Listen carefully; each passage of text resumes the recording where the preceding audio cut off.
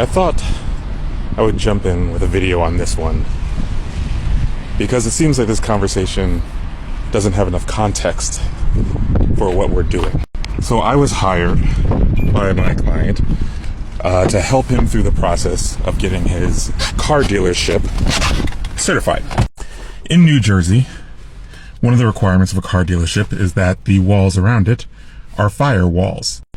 I've got my own feelings about this because of the nature in which car dealerships are moving and how that rule is being applied.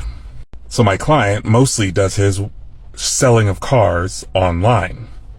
And as such, he doesn't have an inventory of cars at a site. What he has is an office where he keeps records until they're filed with the state for sale. But the Department of Motor Vehicles still has this requirement, and thus we have to meet it.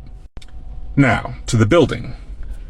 The building is from, I'd say, around the 60s. It is mostly masonry and glass.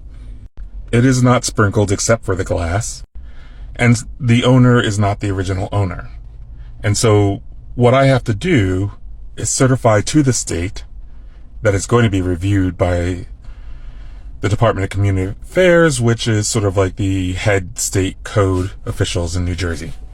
And I have to look at this and say, what is here? And what do we have to do to get to that firewall requirement? So what is there? It's that door. That's one of the things that are there.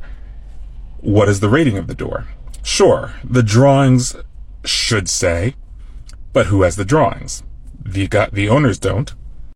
And sure, the wall assembly would be in those drawings that we don't have access to. So now I'm working by what I can see, what I can measure, what I can read. And one of those aspects is the label on the door, which is painted over. So I have no clue.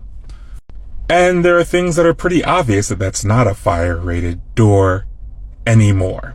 They put a mail slot in it. It no longer has a closer. This door will not get me to the requirements as outlined in Chapter 7 of the IBC of a firewall.